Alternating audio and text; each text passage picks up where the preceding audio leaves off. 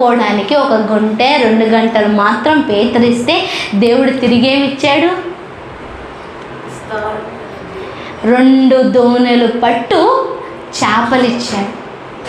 దేవుడు ఎవరిని కూడా వాడుకొని వదిలేయడు. హల్లెలూయా. దేవుడు ఎవరిని కూడా వాడుకొని వదిలేయడు.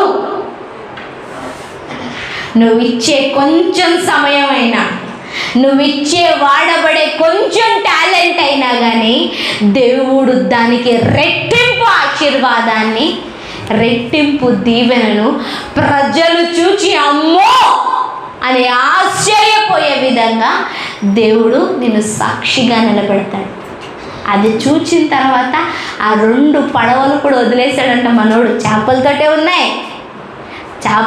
ఉన్నాయి.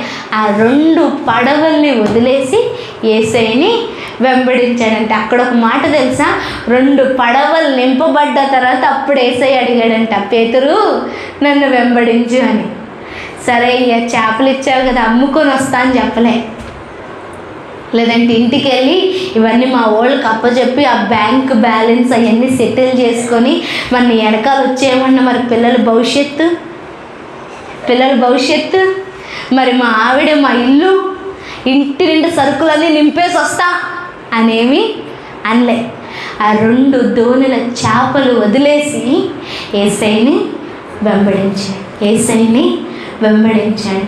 అందుకే ప్రపంచానికి ఆశ్చర్యకరంగా దేవుడు పేతుర్ని వాడుకోవడం మొదలుపెట్టాడు. ప్రపంచానికి ఆశ్చర్యకరంగా దేవుడు పేతుర్ని వాడుకున్నాడు. ఈరోజు కొన్నిసార్లు దేవుడు పరీక్షిస్తాడు. నీకు ఇస్తాడు, మళ్ళీ ఇచ్చింది తిరిగి ఇచ్చేయమంటాడు. కొన్నిసార్లు వదులుకోవాలి, ఇచ్చేయాలి. అప్పుడు దేవుడు శ్రేష్టమైన వాటిని ఇస్తాడు, శ్రేష్టమైన వాటిని